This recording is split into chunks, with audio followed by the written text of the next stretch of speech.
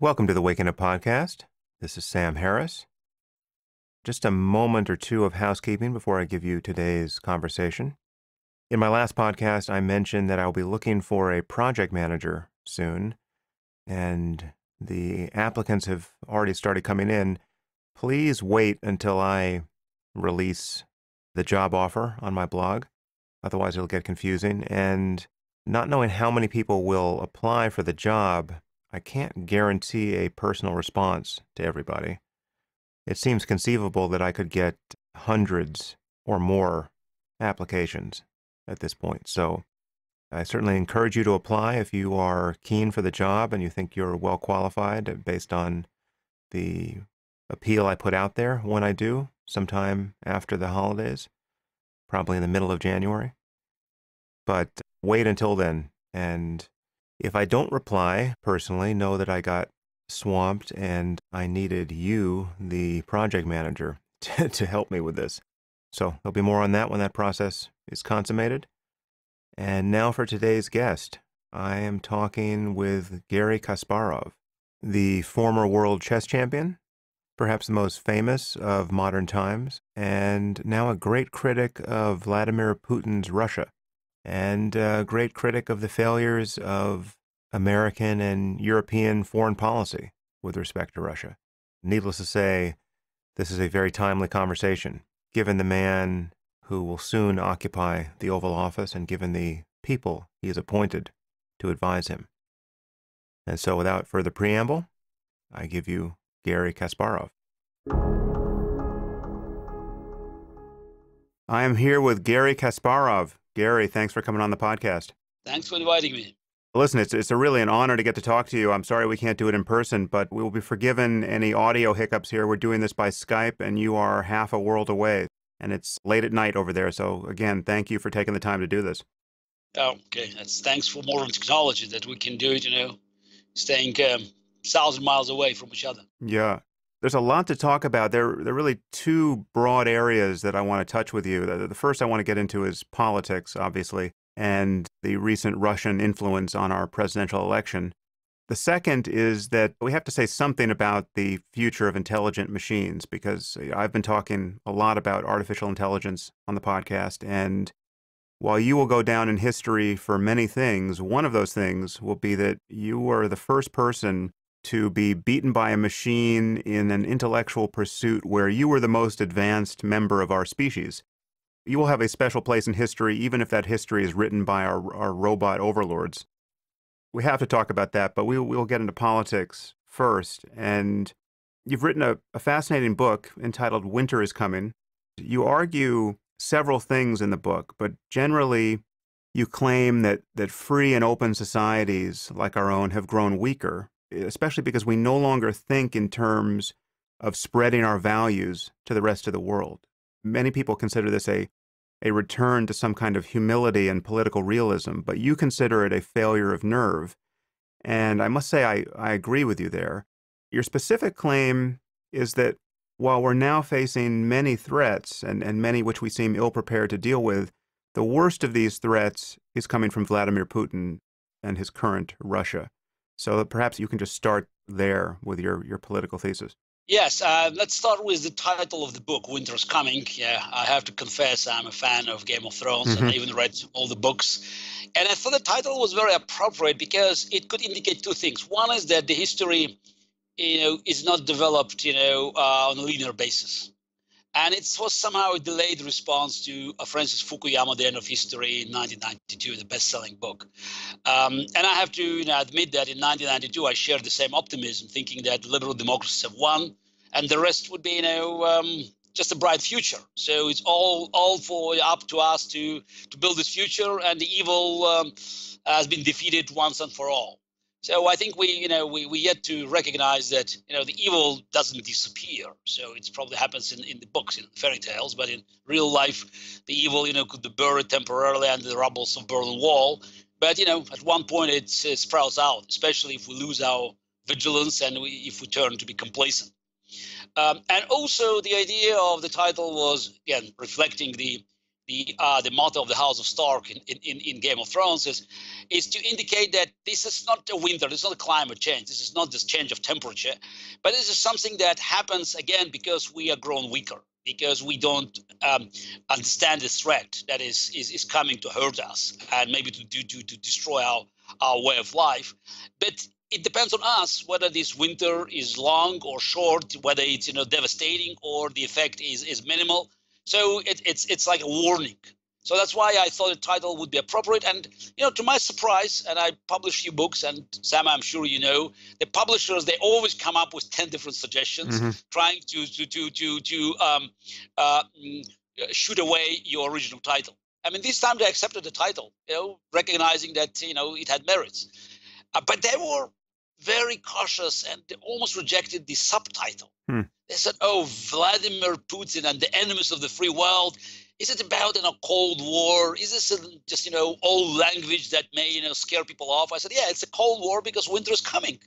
And now when I talk to my publisher, they're very happy that they actually agreed to have Vladimir Putin and enemies of the free world. I can imagine on the title of the book, because when they asked me, "So what about what about advertising? How are you going to do it?" Because it was really just a very short cycle for writing and publishing. We, me and Meg Gringert, my co-author, so we approached them in January 2015, and I said at our first meeting that I would like the book to be published in October.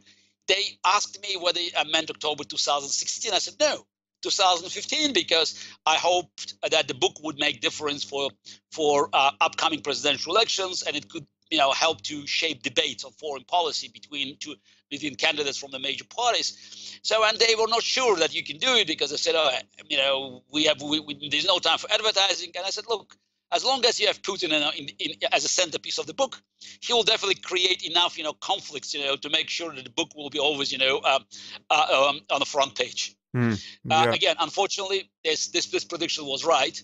And I have to say that, things that I predicted in the book, they turned to be even worse than I thought, because probably we live in a time when, everything happens much quicker. So the time flies faster than it used to be. I just want to stop you there, Garry, for a second, because I want to get into Putin specifically in some depth. But you use this term evil, which I want to flag for a moment, because unfortunately, this term has been really undermined in intelligent conversation.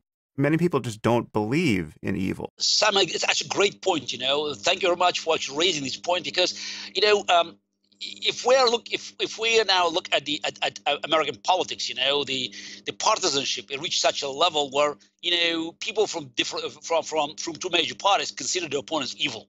So, and you're right, the word evil, has been used and overused in the political debates between people who disagree on many issues but still share the same core values. It's they all represent different wings of liberal democracy. And what I wanted to emphasize in the book, and again, thanks for raising this point, is that we are being attacked by people that are, again, let me use this old cliche, Cold War cliche, the enemies of the free world, because they did not share the same values. And one of the fundamental differences between us and them is we believe, in the uniqueness of human life. So the one person dead, it's tragedy.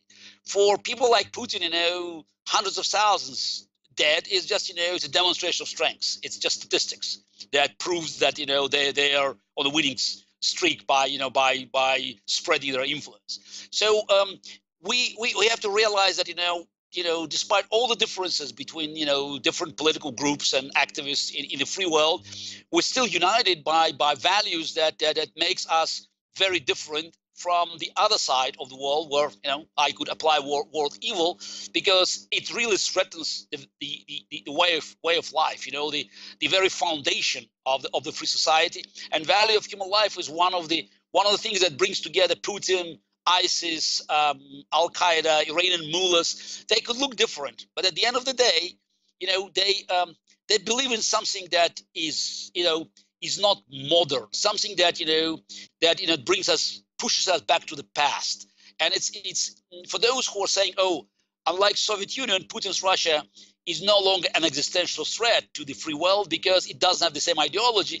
My response is that probably you're right, but the Soviet project, though it was, condemned by history, it was, marked by repressions, by bloodshed, by devaluation of human life.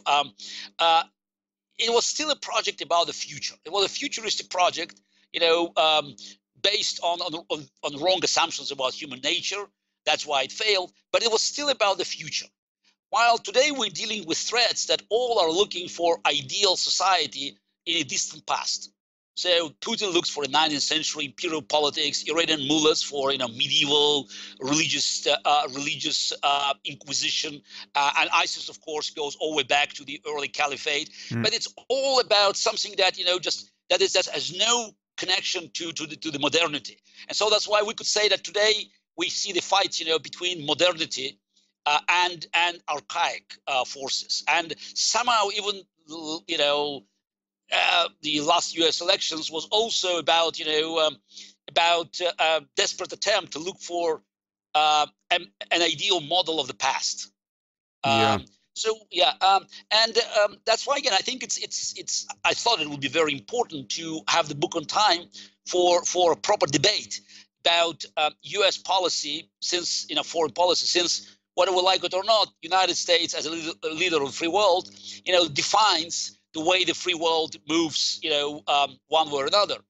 And unfortunately, this election was about, throwing mud at each other rather than talking about serious issues. And I was quite disappointed, but still, it's probably now while we're digesting the surprising results of these elections, we will have time to think about the sort of the potential impact of all these important foreign policy issues to the life in the United States, especially because it became quite apparent that Putin's influence on the elections, even if it was not decisive, it was still a considerable factor that helped to tilt the election to the Trump side. Yeah. Well, so before we get into Putin and the election, you've just raised this generic problem we have with dictators with regimes that fundamentally don't share our values.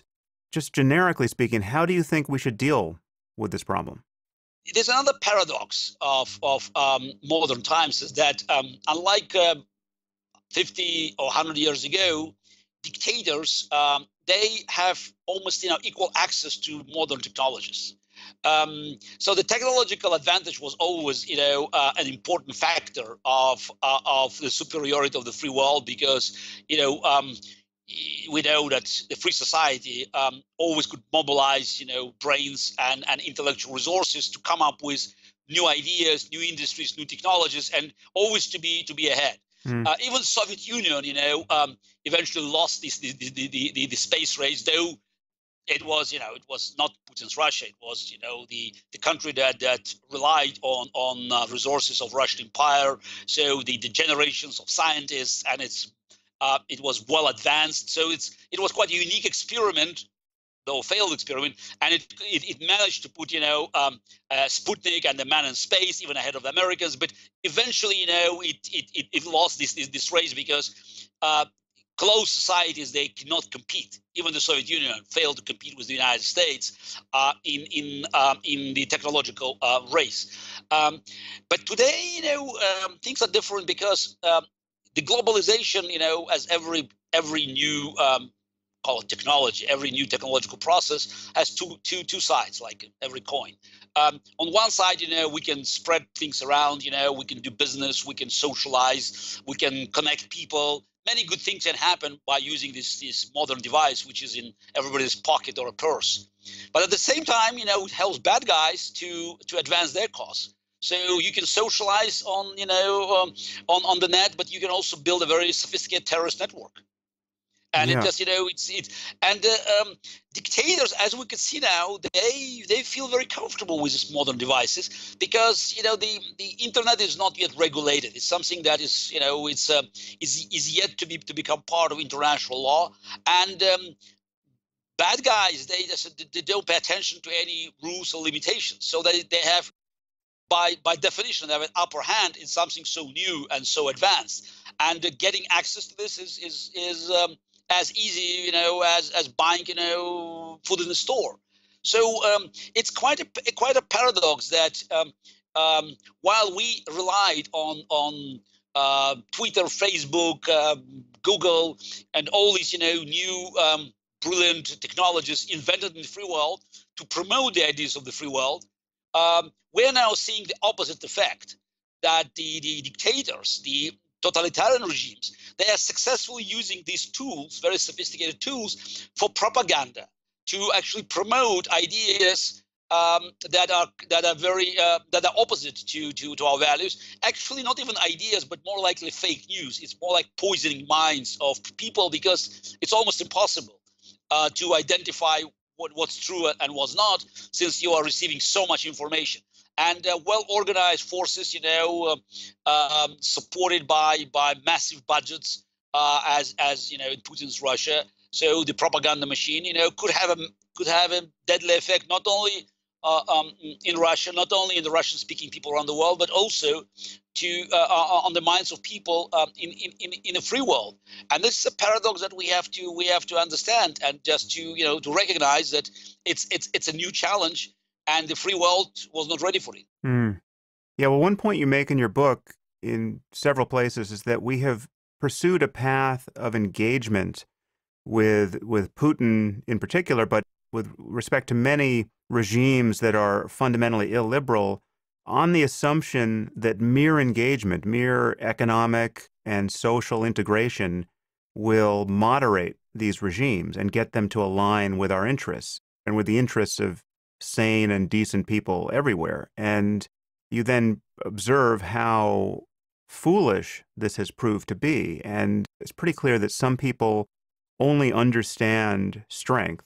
And this goes back to this issue of evil, because many people have lost sight of the fact that there are people, whether it's individual dictators or even whole cultures or subcultures, certainly, who are committed to very different aims in life. I mean, there are people who are malignantly selfish or just delusional. There are whole cultures that can be organized around delusional ideals. And I think what we're witnessing on our side, especially in recent years under Obama, and I say this as someone who's a real fan of Obama. I mean, I think he's an extremely smart and ethical and thoughtful person. And the contrast to the incoming president here is just appalling to me. But his foreign policy has been so anemic. It seems that our enemies no longer fear us, and our friends really can't rely on us. And yet it's easy to see how we got here, because there's this perception of just this absolute futility of foreign interventions because of what happened in Afghanistan and Iraq. And those are, very different wars, as you know. One was probably necessary and one almost certainly wasn't, but they're both viewed as total failures. And there's this, I think, an agreement, certainly on the left and now even on, what's now called the alternative right, that a sophisticated and realistic vision of America's place in the world is one where we should be more isolated, more humble, just any notion of us really leading the world and trying to spread our values all the way across it is some kind of unethical claim upon empire. It seems to me that we have lost our sense that there really are right answers to questions of good and evil. There really is such a thing, potentially at least, as universal human values that we have to fight for. Now let's start with this, with your analysis about, American intervention or isolationism as an alternative. Look, it's the 21st century. We are just about entering the year 2017.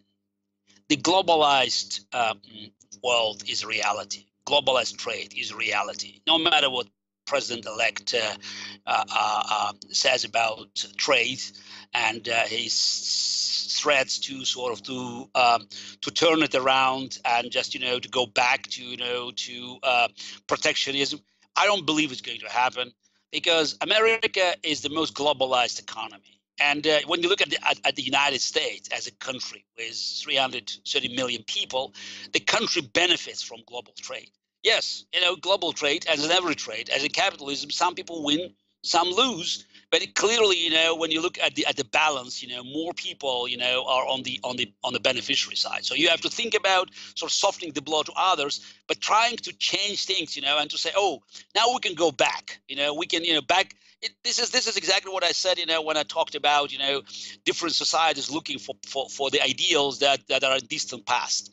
So America in 2017 should look in 2030, 2040, 2050, not to 1950, 1960.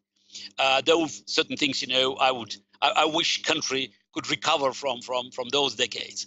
Trying to hide in a shell, ignores the fact that, someone has to lead.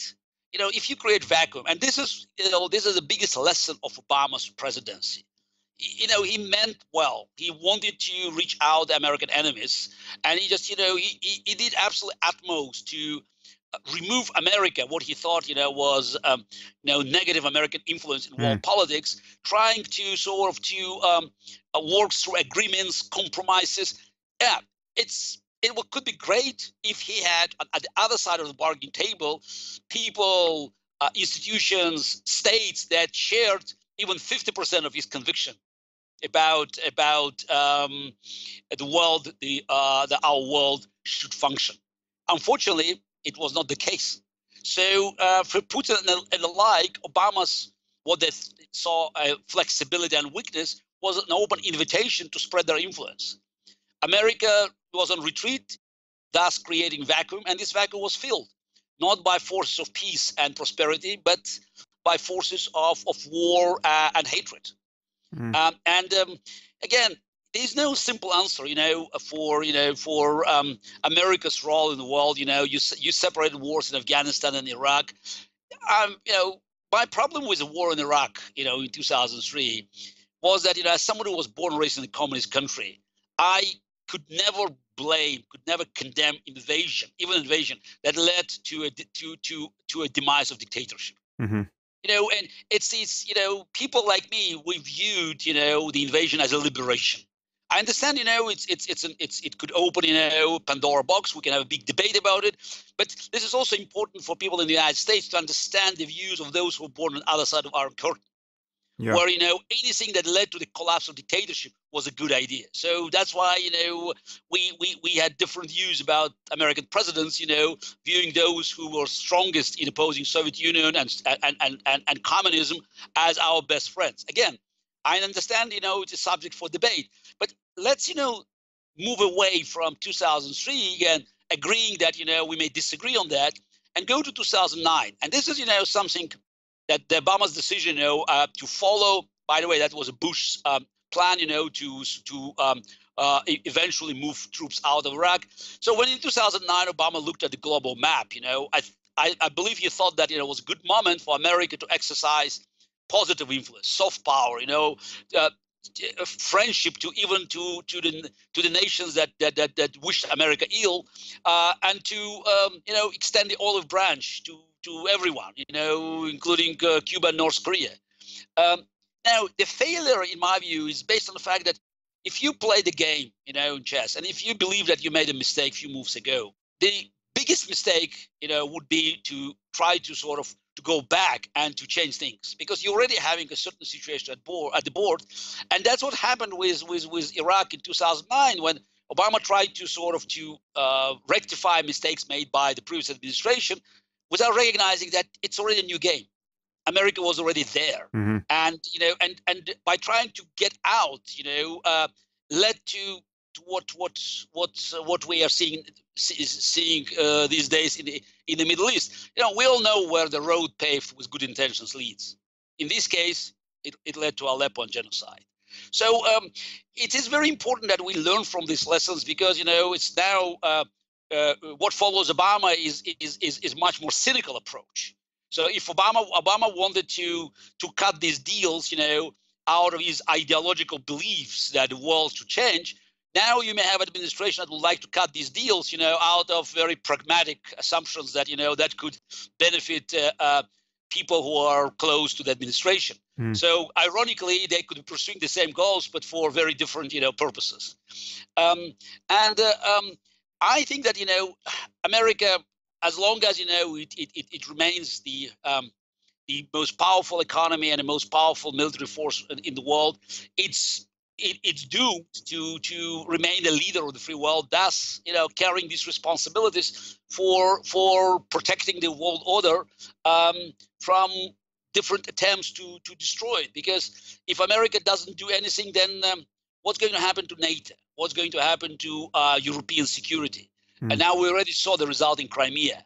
And definitely Putin is not going to stop in Crimea, and he is now, willing to have, a great bargain with Trump about dividing the world and eliminating all security institutions that were standing on his way to global dominance. So I think it's very important that America, recovers its integrity as a global power, and will come up with a view of the foreign policy, which is, by the way, you saw it in these elections, is somehow extension of domestic policy or other way around, and to stop, changing these policies, from elections to elections. Because if from Harry Truman to Ronald Reagan, and that's what I argued in the book, American foreign policy was quite consistent. There were some modifications, but basically all presidents, Democrats and Republicans, they knew what was America's role in the world, and they again, disagreements, they were within the reach. Now, since 1991, the collapse of the Soviet Union and the end of the Cold War, so we saw American foreign policy working more like pendulum, switching from one side to another. You have Clinton, who did little, then W, who did too much, then Obama, who did almost nothing, and then now it goes to Trump, who can do whatever. Nobody can predict. And it's quite interesting that when you look at all presidents, were elected, since the collapse of the Soviet Union and the end of the Cold War in the last 25 years, I think it's the first time in American history that the 4 presidents that were elected, Clinton, Bush, Obama, and Trump, they had no foreign policy expertise and very little national exposure. Okay, Trump had it, but it's not political. So it's interesting that's it's the it seems that as if Americans looking for something else, so the country, didn't want to hear about big problems and wanted just to, have a comfortable life. Let's enjoy. And now we reached the point, after these elections that, it's time to define America's role in the world. And I don't believe that the United States has a chance to stay away and just to isolate, since, the world, has changed and very much under American influence, and walking away means that, you will have to come back.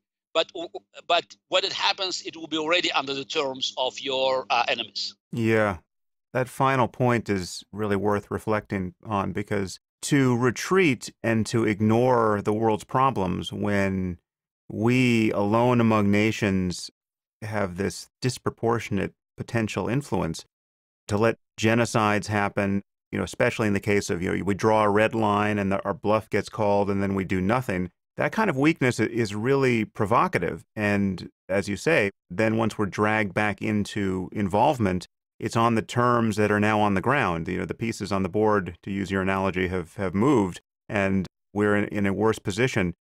And so let's talk about the position we're in with respect to Putin at this point, because it seems to me, and you make this point as well, that he's running a very clever dictatorship. It's a dictatorship that, for those who don't want to see it as one, seems to be justified by a high level of support. He holds elections, and he's managed to sanitize his reputation by being taken seriously as a statesman on the world stage. And again, you point this out many times, that many American and European administrations are culpable for this. So this policy of engagement with Putin has given him a free pass to do more or less whatever he's wanted. And of course, this all has been facilitated by a rise in oil prices. But Putin seems like quite a sinister figure. How bad is he? It's very bad, and he's getting worse. But, we have to give him credit. And you're right, pointing out at his strengths and his ability to manipulate both domestically and internationally. He started in the beginning of this century, so as a president of Russia. So whether he had an idea of turning his rule into dictatorship? I don't know. But he wasn't. He's an opportunist, and he suddenly saw big opportunities. Oil prices, were rising, so giving him, unlimited amount of cash. And also, he just recognized that there was a lot of goodwill on the other side. So he could play games with George W. Bush. It was an amazing, psychological game when they met in June 2001. And Putin told him a story about, hiding, cross, while, being in a KGB school. So because he was baptized by his grandmother or whatever. I mean, obviously it's a fake story, but, he made it was a perfect calculation. For George W., that was a story that always, caused him to cry because it was about religion. So just about affection, about the Putin's connection to religion, and he built a very strong psychological contact with George W., who after this meeting said that he looked into Putin's soul, looked into Putin's eyes and saw his soul. So that was a big victory, and Putin strengthened his ties with George W. by being the first leader calling after 9/11 immediately, recognizing that was a moment, where he could, have Bush, on his side for many years to come.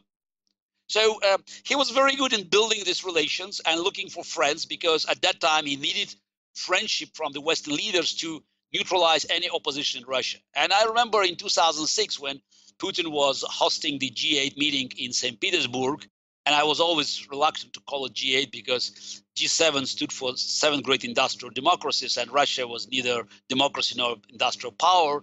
But Putin, was there.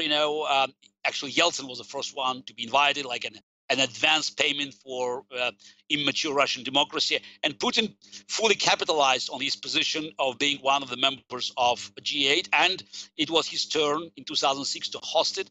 And it was a phenomenal PR success for Putin, because Russian television, was showing these meetings from every angle. And, they say that, picture is more powerful than 1,000 words, but Putin had both the picture and 1,000 words. And how could people like myself or late Boris Nemtsov, how could we convince even, liberal-minded Russians that Putin was not a Democrat? Putin was not recognized as a Democratic elected leader, while every other leader of the free world was there, to greet him as one of the equals.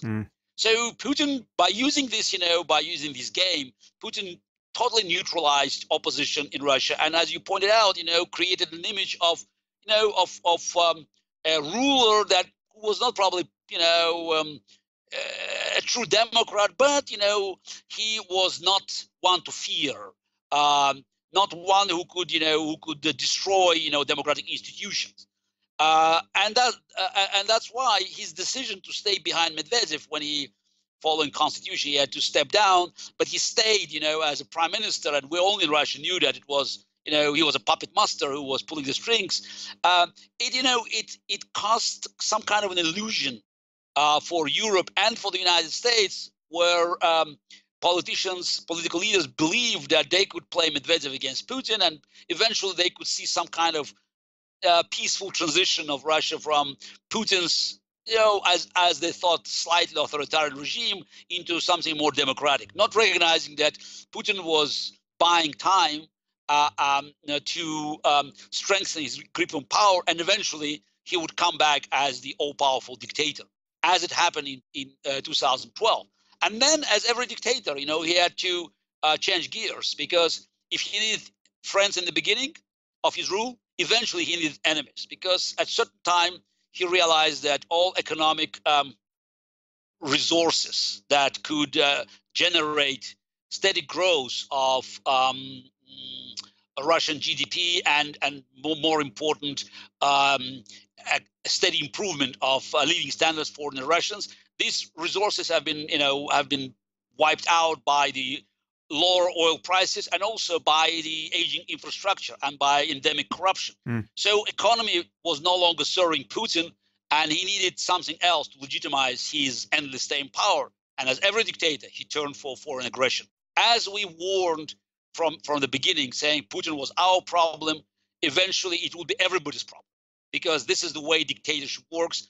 And it was amazing that Americans and Europeans didn't want to see the rise of anti-American, anti-Western propaganda on Russian television.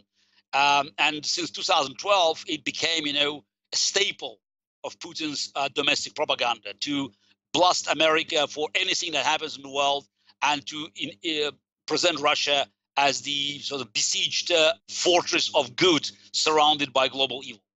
By the way, they use this language. This is the language used by Russian television. Right. Is it true that the level of anti-Americanism in Russia now is the worst it's ever been?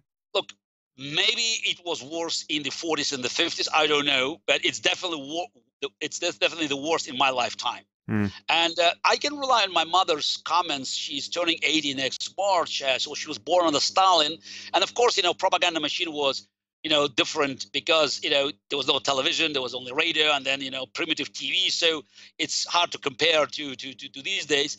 But she said that, by listening to Russian media today, she couldn't help but thinking that while Soviet propaganda was very intense and it was brainwashing, but it was still about bright future. So Soviet propaganda tried to present something that is more, it's more positive, something futuristic that that could make a great deal of difference for everybody. So they talked about. Of course, it was false talk, but still, they talked about, communist brotherhood, generations ahead of us, and about, competition between socialism and capitalism, and about socialism, so gaining ground. So there was some kind of a competition about fighting for the better future of humanity. Putin's propaganda is more like cult of death. So Russia has no allies. It's all about, Putin defending Russia against global evil. It's, we all maybe have to die, but it's the language is so poisoning. And my mother says it's depressing. It is so depressing. And, because of modern technology, it comes, as we say in Russia, from every kettle. So it's from everywhere. So, and it's 24/7. And this propaganda, which, it's follows oral rules that, it should be total lies. So it's not just, some true, some lies, but it's basically, it's as white as black, war is peace, freedom is slavery. So it's totally reversing the facts. And if it's so intense as it is now, it works. And it works way beyond Russia now, because we could see polls in some European countries where people, ordinary people in these countries, they are just buying the Putin versions of the events in Ukraine, in Middle East, and elsewhere. What's the significance of his being a former KGB figure? President Bush Sr. ran the CIA, and I've never heard it said of him that made him somehow nefarious by definition. Obviously, there's a false moral equivalence here, but this is the way many people would think about it. How do you think about his KGB past? Yeah, but you mentioned his false moral equivalence. I mean, KGB is an organization that that I believe was criminal from day one. It was built by Lenin and his associates, to destroy whatever was left of freedom in Russia. And it had a history of going after political opponents of the regime, and it's one of the most nefarious acronym in the Soviet history, KGB. So these three letters.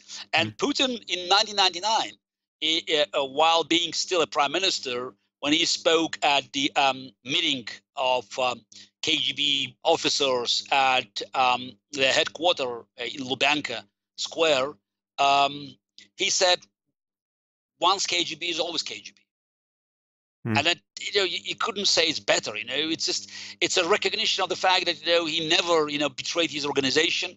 And he always believed that, they had some kind of rights, to rule the country, and just to basically they were always above the law. So if we are talking about Bush 41, who was the head of CIA, he was he was still civilian, and even as a head of CIA, he knew that he was under some kind of supervision of the legislation and the president. So there were many things that and still hopefully there in America, that guarantee checks and balances. So you can hardly imagine one institution in the United States going just totally wild. So it's probably we'll still have to see the resilience of U.S. democracy in the years to come. But in the Soviet Union, it was the opposite. So the KGB was always above the law. So it's the whole idea that the organization was the law itself.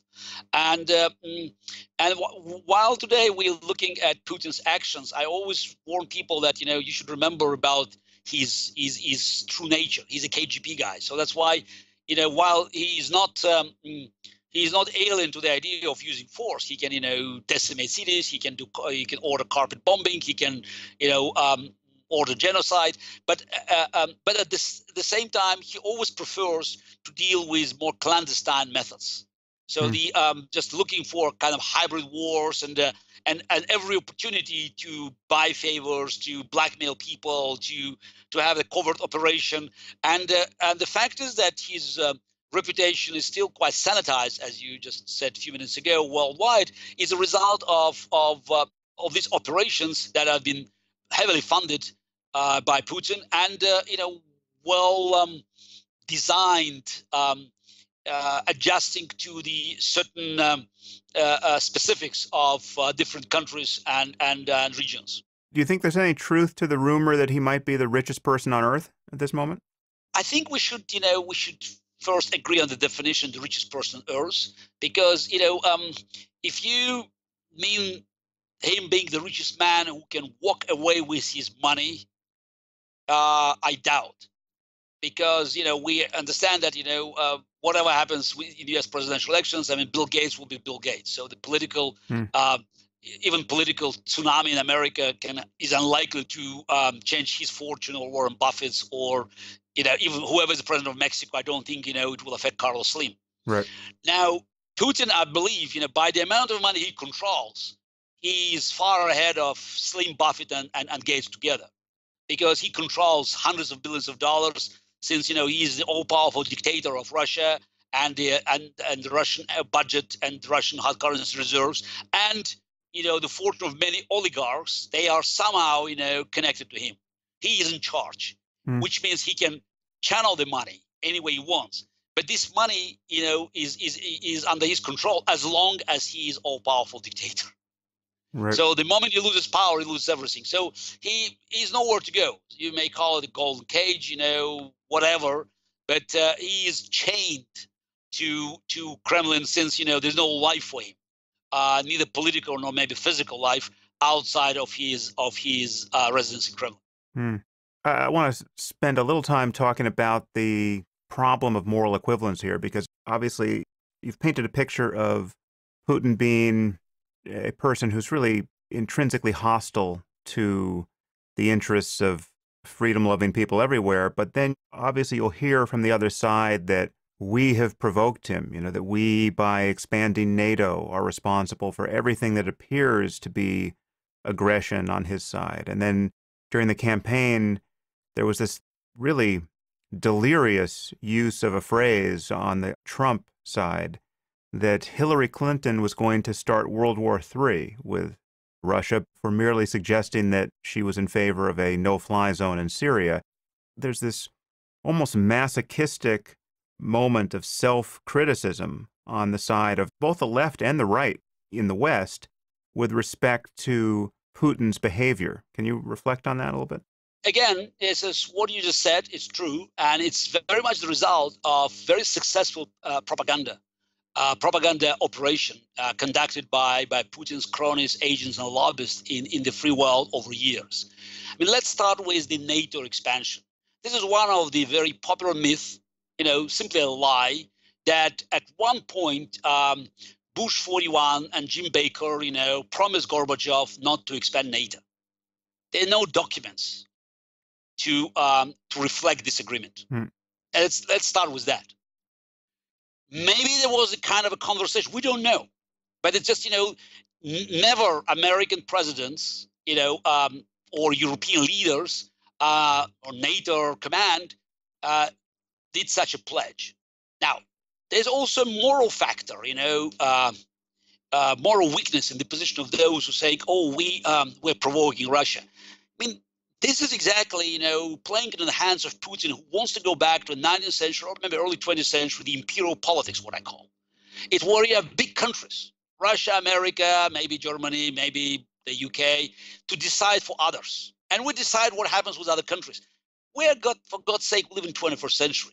Are we going to say that people in Estonia, or actually now in Tallinn, or in Latvia, Lithuania, or in Poland, I'm mentioning NATO countries, or in Ukraine, or elsewhere, they have no rights to decide their own future?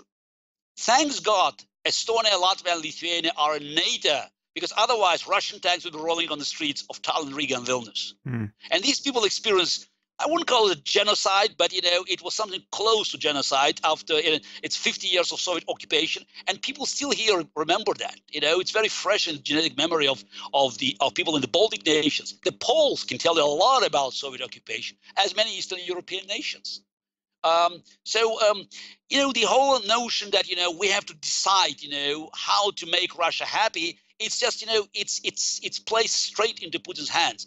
Or when I hear talks about Ukraine being a buffer state, why on earth we decide for 45 million Ukrainians, who, by the way, proved to be wars of freedom, but fighting against Russian invasion, trying to protect their sovereignty, which, by the way, was guaranteed, and now we're talking about documents, by Budapest Memorandum. This is something, again, to refresh the memory of those who forgot about it, or maybe some of your listeners never heard of this document. In 1994, Ukraine signed a memorandum in Budapest with the United States, Russia, the UK, exchanging its nuclear arsenal for its territorial integrity. And Ukrainian nuclear arsenal was not just a joke. It was the third largest nuclear arsenal in the world. It's nearly 2,000 nuclear warheads, which is more than China, France, and England combined. So a Russian signature, Boris Yeltsin's signature, was there under this document.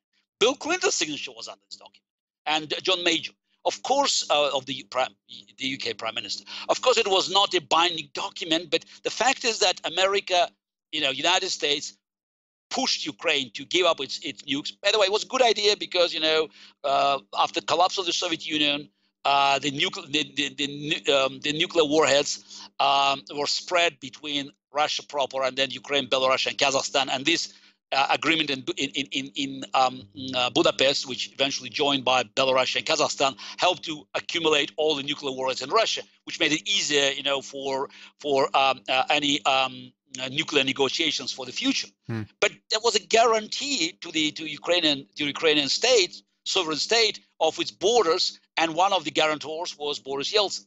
And I could remind those who thought it was not enough that every Russian president, including Putin and Medvedev, and every Russian parliament since 1991 signed numerous treaties and documents with Ukrainians, never mentioning Crimea as an issue.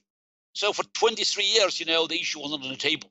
So that's why when you were talking about provoking people, provoking Russia by sort of being sensitive to people's demands, whether it's Ukraine, Poland, Baltics, or other countries, for freedom and for their desire to restore their sovereignty, again, you're pushing us back to the past. You are ignoring the fact that people are equal, and small nations must have their voice when it concerns their own freedom and sovereignty. And speaking about NATO expansion, there's certain facts that totally refutes the whole idea that NATO was building something that was threatening to Russia. By year 2013, there was not a single American tank in Europe. And I should, emphasize it. Not a single American tank. And people understand that tanks, those are, the forces, the part of military that could advance. This is, if you want to attack, you need tanks. So it's NATO troops, that were not even near Russian border. And only now, after Crimea, and after numerous requests from the Baltic states and from Poles, several hundred Americans and other NATO troops, have been there was the decision to station them near Russian border. But obviously, this is again, they're very small contingents, and it's happened after Crimea. So before Crimea, for 1,000 kilometers, west of Russia, there were no NATO soldiers that could pose any potential threat to Russian interest. Yes, there was an anti-missile system, American, but it was clearly, aimed at dealing with potential Iranian threat, and it was totally insufficient to prevent, God forbid, in case of nuclear Armageddon, Russian ballistic missiles from crossing the continent and reaching the United States. So I'm happy to talk about facts. I'm happy to talk about concepts. But I'm afraid that we are now where we are in just thinking in the swamp of lies and myth, widely promoted and distributed by Kremlin's propaganda. It seems clear, even though no one wants to think about it, nuclear weapons really change everyone's calculation about what sorts of conflicts are even conceivable. And I think there's a default assumption, I never hear it articulated, but there's this assumption that we can't have any conventional military engagement with Russia because that puts us on this slippery slope toward Armageddon. And that was the fear that you certainly heard expressed about Hillary Clinton's foreign policy during the election. And I guess this also extends to any explicit cyber warfare or a response to the meddling of Russia in our election that would be deemed too strong. If we began to act aggressively against Putin, even the other oligarchs, let's say they have assets abroad that we could freeze, right? I think people begin to worry that the big bombs will start to fall in response to this. So in light of that concern, what do you think we should have done over Crimea, for instance, when that was annexed, or any of these other provocations? Look, I agree that the nuclear bombs have changed the calculations over any military conflict, but unfortunately the rhetoric that you mentioned now, it resonates with the 30s. Of course, there was no nuclear. No, there was no threat of nuclear Armageddon at that time, but we remember that public opinion in the United Kingdom and France, even in the United States, was dead against another military conflict. So the people still remembered, the World War I, and nobody wanted another confrontation with Germany over some countries in the east of Europe. So some countries, as I think Chamberlain said, the ordinary Englishman couldn't find on the map. The problem, when you're dealing with dictators, that they don't ask why, they always ask why not, and that they don't stop unless they stop. So you could think that Crimea is far away, as many Europeans thought, oh, Syria was far away. What is Syrian conflict had to do with our security, with our prosperity, with safety of our houses, and with our political system? In fact, it had, it had a huge impact on European political life because refugees, the millions of refugees that were fleeing to Europe, they changed the political balance by enabling Putin's best allies in Europe, the ultra-nationalist groups in Europe, to gain more popularity and to weaken the mainstream political parties. This is a result of the war that was, a couple of thousand miles away. Now, Crimea, it was just, an invitation for Putin to move beyond, established borders after 1945. There was a world that we used to live in after World War II that, had borders, and we all knew that these borders, must not be touched because, this is something that guaranteed, the security and peace. And Putin basically, just erased all these arrangements by, starting from the scratch, saying, I can take whatever I believe is mine. Now, you think that it's just far away, but, it has nothing to do with you. But you understand that in 2016, Putin had, Putin's propaganda, Putin's cronies, Putin's lobbyists, Putin's agents, they had an impact in U.S. elections by actually pushing a candidate that he thought would be more appropriate for his plans of global dominance. Now, the whole story about Hillary Clinton, ready to start World War III, came directly from Russian television, which was kind of amazing. But many times during the campaign, and even afterwards, Donald Trump repeated assumptions that were first, circulated on Russian television. Hmm. So Hillary Clinton was a politician with experience. I think she made terrible mistake with this doomed reset, this failed reset button that he pushed with Russian Foreign Minister Lavrov. But I'm sure she learned from her mistakes. And I was not a fan. And, the reason I supported her during this campaign, because I thought Trump was much worse. But, having choice between those two politicians, I had no hesitation, because for me, as I said, it was not supporting Hillary, but supporting sanity. Mm. And many American presidents dealt with this threat of nuclear Armageddon. Harry Truman faced Joseph Stalin, not Vladimir Putin, Joseph Stalin. And please don't tell me that Stalin was, was less dangerous and less powerful than Vladimir Putin. John F. Kennedy faced Khrushchev, and that was probably the height of Soviet sort of space power. So Soviet Union was on the rise, and again, after being weak on Cuba, Kennedy eventually showed strength, and Soviets backed off, as Stalin backed off from West Berlin. And Ronald Reagan faced Soviet Union in Afghanistan, and it was he called it evil empire, and he continued the policies via institutions established and built by Harry Truman, and it led to victory in the Cold War. Trying to sort of to appease a dictator, especially at a time when he already crossed all the red lines and he burned all the bridges, it's just simply to incite his appetite. And for Putin, the lack of proper reaction in Crimea and his war in eastern Ukraine, and led to his adventure in Syria, it was all a demonstration of weakness. And eventually he thought about having global influence, sort of spreading his propaganda and influencing, as he hoped, the result of the elections. Because American election was not the first one when he exercised his power. You can look at Europe, and Putin's cronies, Putin's lobbyists, they have been very active in promoting his agenda. And we look at the European political map now. Angela Merkel is just, is the sort of the last stronghold of common sense and sanity in Europe, because I have very little, expectations for France, since most likely it will be a fight between François Fillon, who is Putin's friend, and Marine Le Pen, who is on Putin's payroll.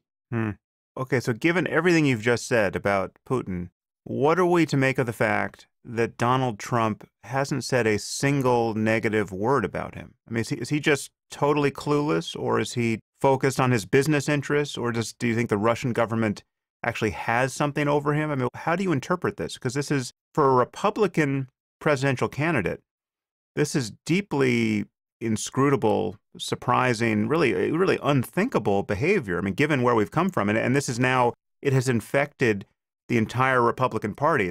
There's a poll result I'm looking at here where in 2014, just 10% of Republicans held a favorable view of Putin, and that moved to 24% in September, and it's now at 37%.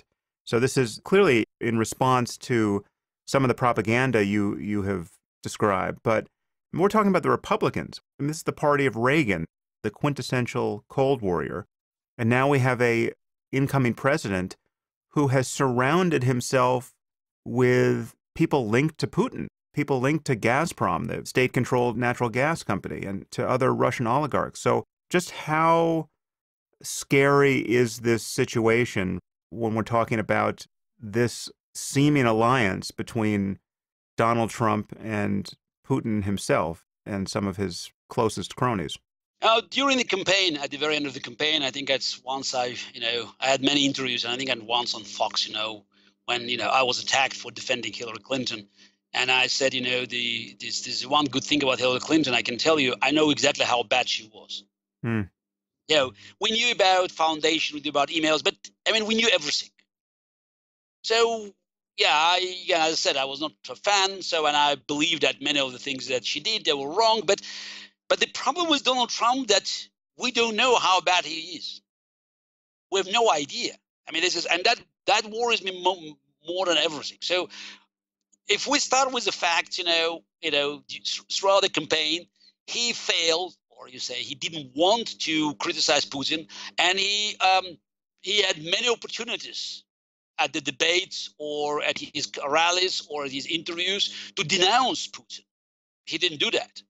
And for somebody who flip-flopped on almost every major issue to be so consistent, I mean, that's a sign of some kind of connection. We don't know exactly the connection, but again, that's the biggest problem of all. And I was surprised that Democrats didn't push hard enough to force Trump to reveal his taxes, because we don't know who and how saved Donald Trump from his last bankruptcy in 2008, 2009. There was an infusion of foreign capital. How much of this capital came from Russia? And in fact, it's amazing that many Republicans, they are now trying to pretend that it doesn't matter, whether President of the United States owes money to foreign powers. Maybe it's Russia, maybe it's China, but definitely as a real estate developer, he owes money to some corporations. And we don't know his taxes. We don't know, by the way, we don't know the size of his empire. He says he's a billionaire. Some people say, no, it's a fake, he talks about his name, having a massive value. Probably it has now. But in fact, his real wealth is hundreds of millions of dollars. Again, it's all about speculations. But unless we know exactly how much money, is worth today, what kind of, money owes to foreign powers, to foreign corporations. I mean, we are just, entering the era of conflict of interest, which is more typical for Russia. Because this is a problem of states run by oligarchs when you don't know when the government ends and the business begins, or other way around. Yeah. So, and the fact is that, some prominent Republicans pretend that it doesn't matter, bothers me a lot. It's a lot of the things that Donald Trump said, during the campaign bothered me, because it's amazing that the party, as I said, of Ronald Reagan, now is ready to oppose the free trade. But I want to brush aside ideology right now. I want to concentrate on the conflict of interest, and especially on the potential influence of the hostile foreign power in the U.S. presidential elections. Again, I'm shocked, that's many Republican senators are just, opposing the idea of full investigation of Russian hacking, because we understand Russia played a role. Again, I can accept the statement that it was not decisive. Though when you're talking about elections decided by less than 100,000 votes in 3 states, and when the winning candidate actually lost nationwide elections, by nearly 3 million votes. So, you have to investigate, because, the fact is that Putin tried to influence the elections, I don't know whether it was total success for him, but he definitely tried. And we could see the WikiLeaks, releasing the Clinton's emails and portions, and the fake news industry. And we're talking about industry. This is not fake news about, Kardashians, or just, some pop stars. It's a fake news industry that promoted a cause, a political cause, and they were very good in creating the fake conservative sites, creating stories and making sure that people, could be reached. Again, when you're talking about, less than 100,000 people that, that decided elections in 3 states, it probably had an effect. Again, we don't know the size of the effect, but it did have an effect. And Putin was not even hiding the fact that he was there. And by the way, one of the reasons that Putin, was so persistent in trying to influence the elections was one of the Obama's phrases that, again, for me, it was the best proof that Obama never realized the true nature of dictatorships. When I think it was when addressing the nation in the speech of the Union, I think Obama called Russia regional power. Now, while dealing with a dictator, never insult him, never talk big by doing nothing or little. So, because it's an invitation for dictator to actually prove you're wrong. And I remember that Russian Foreign Minister Sergei Lavrov, while giving an interview to Christian Amanpour on CNN, he said with a wry smile, when he was asked about Russian intervention, meddling with elections, he said with a wry smile, it's so flattering for regional power to be blamed for interfering in the U.S. elections. Right. That's so. Yes, it's the very assumption that Putin was not, informed about this hacking is just, it's a denial of reality. In a country like Russia, dictator, all-powerful dictator, especially a guy coming from KGB, was one to authorize such massive clandestine operation against the United States. And again, we saw regular claims, from Russian television. Again, it addressed Russian-speaking audience, but obviously these stories, were translated and spread around the United States and the rest of the world, repeating the same stories about Hillary Clinton being a candidate, being a hawk, being a danger, someone who would start a nuclear war with Russia, while Donald Trump, could be a man who would restore good relations between Russia and the United States. And I was asked many times, after the elections, so what's wrong about it if Trump wanted to have good relations with Russia? And my response is having good relations with any other country is fine. The problem is that before you build relations with dictators, and that's, by the way, also criticism of Obama, you have to reassure your allies. And Trump, by definition, Trump, poses such a threat to the established world order. And that's probably one of the reasons Putin liked him. Even if we assume there were no other connections, there was nothing tangible that Putin could hold that could compromise Trump.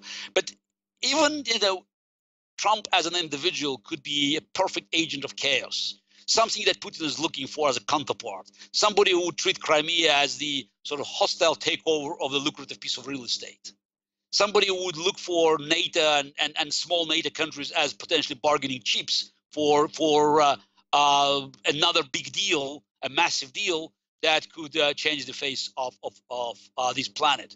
And the fact is that Trump, picked Rex Tillerson as his Secretary of State. Yeah. I mean, just reassures, so reaffirms all these fears. And by the way, Trump said, the Rex was very good in conducting these massive deals. Now, what kind of massive deal the Secretary of State is planning to cut? It's, I thought, Secretary of State is a top American diplomat representing the free world, the leader of the free world, not someone who is going to make, deals based on oil or other natural resources. We know that if Putin had his choice of Secretary of State, I have no doubt he would pick up Rex Tillerson as number one on the list, because Tillerson had built very strong relations with Putin, with Igor Sechin, the head of Rosneft, Russian biggest oil company, state-owned company, and Putin's closest confidant. And he called them friends. And I'm also troubled by comments from some of leading, Republicans saying, "Oh, being friendly, it's not that being friends." I mean, don't play semantics. He called Sechin friend, and I don't know many, if you help me, of any American businessman receiving the Order of Friendship from Vladimir Putin. Mm-hmm. And that was a demonstration of Putin's personal ties, because this is not the highest award, and Putin doesn't have to do it himself. But it was very important to demonstrate it, that Tillerson was very close to Putin personally. Tillerson has been lobbying the lifting of sanctions. Yeah, and now we recently found out that he was a director of the offshore company in Bahamas with Igor Sechin. And then when you look at Trump's pick for Secretary of Commerce, Wilbur Ross, it's another big business, a €1 billion business with Vexelberg, another Russian oligarch. Even Flynn had some connection with. Now, Flynn connection is another story, because yes, Flynn flew to Moscow. He was sitting next to Putin. He was paid to be at this event. I didn't like what Flynn has been saying, and obviously, having him as the national security advisor, definitely, encourages Putin, because Flynn was always, promoting this fake idea of fighting ISIS together with Russians. But as for Tillerson and Ross, they had business ties, close business ties with Russian oligarchs. And how are they going to defend U.S. national interest? I mean, it seems to me that the very idea of conflict of interest is alien for Trump's administration. And I hope that eventually, Democrats will get their act together and they will have enough support among Republicans, rank and files, to actually, raise the issue. Because, look, Trump is Trump, but we have to be sure that his administration will not privatize U.S. governmental institutions, and will not treat U.S. Foreign policy treaties America signed, American allies as this element of this of the new grand bargain. I've given up trying to reach true supporters of Trump with argument at this point. I came out prior to the election very hard against Trump on this podcast, and I have, I think, encountered the limits of persuasion on this point. But I think it would be interesting, if any Trump fans are still listening to this podcast, for them to consider just what the world would look like at this moment with the opposite result. So just imagine Hillary Clinton had won, and she had won with the seeming help of Putin, and then she just stacked her cabinet with people who had direct ties to the oligarchs, and she refused to say a single negative word about Putin, no matter what the context, right? How would the Republicans have responded at this point to this? It's hard to see that they would be so sanguine. You would not have Republicans getting on CNN talking about the difference between being friends and being friendly. I think one could well imagine that we would have something like a national emergency, given how strongly the Republicans would seek to pull the brakes here. And yet we're just kind of meandering toward the inauguration without any real grappling with the implications here. And again, we simply don't know what we don't know, but there is something truly scary about how Trump has proceeded here. And as you said, he has not hesitated to complain about both sides of any given issue. He'll change on a dime and express seemingly appropriate criticism of something once he's taken the wrong side of it, and he'll talk out of both sides of his mouth about seemingly everything except this issue. Yep. Except this issue, yes. When we talk about sort of Russian hacking, meddling in U.S. elections, and can we hear words? Oh, show us the proof. What is the data? And it's quite amazing to hear from Republicans, sort of denial of validity of CIA report and then FBI and other intelligence agencies. But it's this: if you look for a potential crime, you definitely look for a motive, for an opportunity, and for a pattern. And all three are here. We know the motive.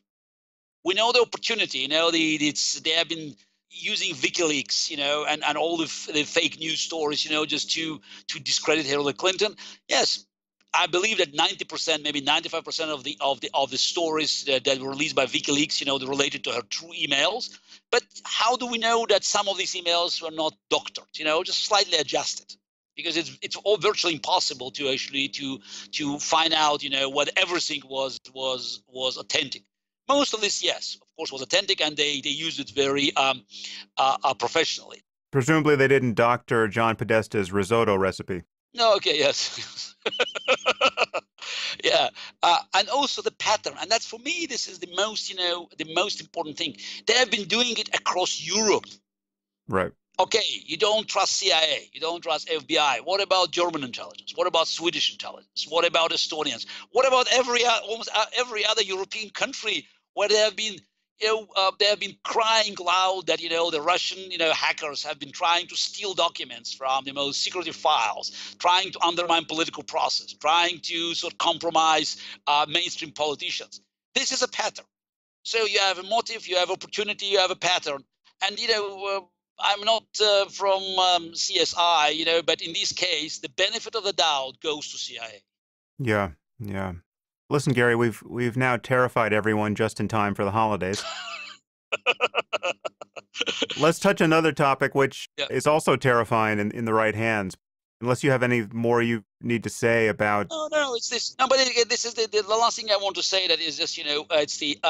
I don't understand, that some people are saying give him a chance, Trump a chance. Let's wait and see. And I always I'm willing to give a benefit of the doubt, but in this case, I want to hear something more concrete, and I believe we must push Trump and his administration to denounce Putin, to go strong, in defending U.S. national interest. Yeah. And unless we hear the statements, trust me, you'd better be loud now than screaming in your jail cell. So just, make sure that, we are now making this case public and forcing administration and, many other Republicans, in the Senate and the Congress, just across this land, to react. Because at the end of the day, it's not about Trump. It's not about Hillary Clinton. It's about a first case of hostile foreign power, maybe trying, maybe, changing the results of the elections. It doesn't matter. It was an attack on an American political system, an attempt to undermine the integrity of the political process of the United States. You may call it an aggression. And if you let it go, trust me, they will not stop. Dictators do not stop until they're stopped. Yeah, yeah. If there's one point of contact between what we were just talking about and the new topic of artificial intelligence, it is this issue of the increasing significance of cyber espionage and cyber warfare. I think until we get a handle on internet and information security, we are quite clearly in a position of asymmetric disadvantage. We are the prime target for every regime on Earth, and in terms of their abilities to bring the relevant talent to bear against us, it seems virtually unlimited. You don't need to be even a Russia to successfully cause chaos for the U.S., whether it's in the private sector or whether the government. I mean, we clearly have to get a handle on that. Now, just to come to your unique experience here. Now, chess is this much mythologized game. It's really a kind of a quintessential intellectual activity, but it's actually a fairly simple one in a way, and similar to the way that music and mathematics can be simple. And this is one of the reasons why you have child prodigies in these areas, and you don't have child prodigies in novel writing or political debate or any other area that is intellectual in a different sense. And this is one of the reasons why chess was one of the first things to fall to artificial intelligence. So I just want to ask you briefly about your experience there. Now, you won against Deep Blue in 1996, but then lost in 97, but it was very close, if I'm not mistaken. And I'm just wondering, how did this affect you personally? I mean, did you find this intellectually interesting or just an insult, or what was that like? It's a long story, so I could recommend your audience, just to wait for my new book that is coming out in 4 months. Right. Deep Thinking, that will be released in the beginning of May next year for the 20th anniversary of my second match with Deep Blue. And thank you for reminding people that I won the first match in Philadelphia in 96, because everybody seemed forgetting this fact. Right. And then, I was quite upset that IBM, didn't want to play the third match, the rubber match, and to give me a chance to sort of improve my chess. It's, of course, it's a painful story. It's a painful story because, it's this, as you correctly stated, so I would be, one entering history. So as the chess champion, someone represented humanity in the era of intellectual pursuit and was beaten by the machine. So I waited 20 years, and there are 3 chapters of my new book to this match. Actually, the book is about man and machine. So it's where machine intelligence ends and human creativity begins. Because for me, it's a much bigger picture. So, and the reason I wanted to write the book is not just, to settle old scores, by writing about the match and giving my version of what's happened then, but it's just to demonstrate that, we should not be paralyzed by this dystopian vision of the future. So worrying about killer AI and the super intelligent robots is like worrying about overcrowding on Mars. So we we should look at it from a different perspective, and that's why after the match, I looked for the opportunity, just to work with the machines. If you cannot beat them, join them. Yeah. So and that's why I came up with a version of what I call advanced chess, man plus machine versus man plus machine. So how to couple the human power of creativity and machine brute force of calculation. So how to improve our decision-making formula. And it's, while being, in the speaker circuit, I know it's a great demand now. People want to know more about it because now AI is threatening white-collar jobs. Though it's the before, for decades, centuries, probably millennials, machines have been gradually replacing blue-collar jobs, but they didn't have the same effect on people writing articles and books. Yeah. So now we could feel that machines are entering a very different area of human intellect, and we all really worried. And just having a few more words about the matches that. While writing the book, I learned new facts.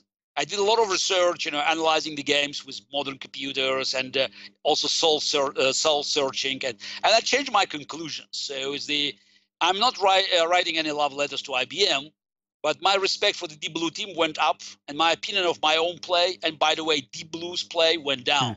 So you'll find out that Deep Blue won the match. Though, of course, psychological atmosphere of the match was not very friendly to a human player. But again, just read the book, and I thought it was just an important opportunity for me to tell my side of the story. But again, I'm looking into the future, and I think that chess, still offers a unique opportunity, like being a field where you can look at the man-machine cooperation, because I think the future belongs to man plus machine, humans plus machine decision-making cooperation, and we have pretty good experience in the game of chess how to enhance this form of cooperation. So, how much better are computers now by themselves? Are there computers or computer programs that you couldn't get a game off of, that would just beat you 1,000 games to nothing? Have they advanced that much? First of all, let's explain to your audience that it's today you can buy a chess engine, put in your laptop, that will beat Deep Blue. Right. Again, it's not 1,000 because but it's quite easily. Now, playing a machine today, it's some kind of redundancy, because no, I will not lose all the games. There will be some draws, so I will definitely probably survive in a few games. But the problem that humans are facing by playing machines is that we are not consistent. We don't have a steady hand to to play under this pressure, because our games are always, they're always marked by good and bad moves. And when I say bad moves, it's not about making a blunder. It's just about inaccuracies. Right. Our play is uneven, and any inaccuracy, that in human chess, human versus human, very often, remains unnoticed. Could be most damaging when you're facing the machine. So it's about our ability to play high quality moves for hours, because again, even if we're reaching a good position, so we inevitably we get complacent. So the human psychology actually works against us. Yeah. So that's why, for instance, if I have a machine, even a weak computer on my side, facing much more powerful machine, the chances, the table could be turned. I could have a great chance of winning. Most likely, probably a strong GM with machine assistance, even not a very strong machine, will beat a very powerful computer. Because if I get, if I reach a good position, I don't have to play anymore. I just switch to the machine, or I can guide the machine. So I definitely eliminate blunders. I eliminate the very root of human weakness while facing the computer. So that's why, you know, I'm promoting the idea of combining our forces, because also something that is probably it's also requires an explanation, because machine learning is great, but it's fueled by more and more data. But the quality jump from, say, 10,000 pieces of data to 10 million might be huge, but then to 10 billion, not so much, because we are, you know, sort of we are reaching the paradox of diminishing returns. Mm. Yeah, and also, you know, it's the, let's say, self-driving cars or surgery. So 90% of accuracy is fine for translating a news article. It's Right. good enough, yeah? 90% accuracy for driving a car? That's a bad day on the road. Yeah, even 99%? Yes, so it's the, no, I think we just, you know, what I'm trying to explain in this book, you know, it's more like, you know, it's that those things are inevitable. You know, we are entering this new era, and there's nothing, you know, just, you know, there's nothing definite about it. Yeah. It's just, it's not, you know, that the outcome is already decided. As I said, you know, just we are, in the last, you know, few decades, we moved from utopian sci-fi to dystopian sci-fi. So we always see machines like Matrix or Terminator. No, it could be, but, you know, it's very much depends on us, on our attitude, and on our ability to come up with some, you know, some new ideas. You know, because, you know, it's the machines, you know, they're quite, you know, quite good in just in helping us, or actually, you know, exploring the known. They can do the known, but not the unknown. So that's why, you know, what is left for us is actually to come up with new ideas, new industries, space exploration, something where, you know, we always push the borders, push the frontiers. And then, you know, then machines, you know, they will have to learn from us.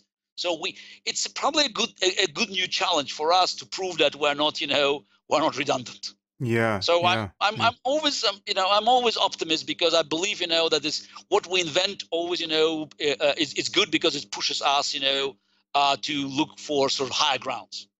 So it hadn't occurred to me to ask this question, but chess is the canary in the coal mine in at least two senses. There's the first victory over a human. You have a chess engine that's just unambiguously better than any person on Earth now. I assume that's a safe assumption. Is it still true to say, as you just suggested, that a combined human-computer chess team is better than any single computer at chess at this moment? I mean, would you, with a great chess engine, no, beat? absolutely. It's oh yeah, it has been proven already in several experiments. Right. I can tell you more, you know, from experiments of what we call freestyle chess, you know, where you can play on the internet and it's open for cheating. Basically, any form of chess is allowed. So you can play with computer, with several computers. So we know that a team of average players, you know, that can master several computers will be the strong player with strong computer. The process will be superior over, you know, potential quality of understanding. Right. And machines, the most powerful machines stand no chance against a human-machine combination. That's very interesting, but it strikes me that is a mere temporary conquest on what seems the inevitable progression to a more powerful computer. Aren't you anticipating a time where the introduction of human judgment into the game of chess will be, by definition, a diminishing of the power of the system, that really you really have to get the ape out of the conversation to play the best possible chess? Look, chess is mathematically infinite game. Okay. Technically, you can put numbers on paper, but it's a number of legitimate positions is 10 power 45. Yeah. So machines will never get to the bottom of that. So that's why you don't expect machine playing, you know, first move and, you know, declaring mate in 15,375 moves. So it's the game is still, you know, full of mysteries. But obviously, at a certain point, you know, you can reach, you know, a position where, you know, machine could see sort of the forced win or forced draw. But in most of the positions, in most of the cases, in the middle of the chess game, you know, they are far from sort of a decided conclusion. So that's why, you know, you have to use your understanding. You have to, you still need some kind of, I call it common sense, to look for the best move. So, and I think that it's this experiment could go way beyond the game of chess, the chessboard, because they will while doing some new things. Again, let's go back to space exploration. I'm sure we'll be bumping into situations where machine may not be able to come up with the right answer, since the situation will be brand new. There were not enough information from its memory to analyze to come up with a rational conclusion, and the human intervention, human common sense, human ability to look for one or two options, but recognizing the pattern might be crucial. Yeah. Yeah. Well, listen, this is a fascinating area that is not going away. We probably disagree in some of our assessments of just how concerned we should be about overpopulation on Mars, but I think I'll leave that. I'm going to leave that for our next conversation, which we will have hopefully when your new book comes out, because this is one of the great stories of our time, and I didn't know you had a book on this topic coming, and I can't wait to see it. And it is also, it's got to be at least midnight or later where you are now. It's actually 11 o'clock here, but I used to live, with like universal time. Right. I travel probably too much, so that's why I'm always, people ask me if I'm jet lagged. I said no, I never jet lagged because I'm always jet lagged. Yeah. Well, listen, it's really been a pleasure, Garry. Thank you very much. I hope to meet you in person next time. Yes, absolutely. Please take care, and please keep making noise on the topic that we spoke about, because look, you can hardly blame me for being silent. You are a unique perspective, and so many people are going silent. Thank you. It's like the film The Invasion of the Body Snatchers. People are no longer making reasonable noises on the topic. So, to be continued, my friend. Thank you very much. Bye-bye. If you enjoyed this podcast, there are several ways you can support it. You can leave reviews on iTunes or Stitcher or wherever you happen to listen to it. You can share it on social media with your friends.